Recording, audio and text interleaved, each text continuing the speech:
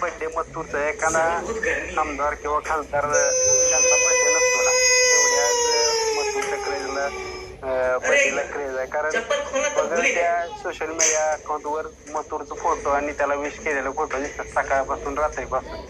ते तुमचं किंवा मग त्यांच्या आशीर्वादापोटी प्रेम आहे बैलावर.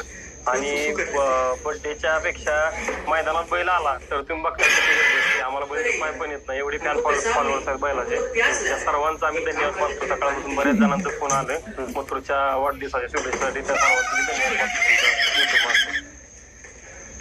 या बैलगाडी क्षेत्रात बैल आता पण आमच्या घडीला बैलगाडी शर्यत चालू झाल्यानंतर मथुर एवढी क्रेज कुठल्या बैलाची आठवते की ह्या बैल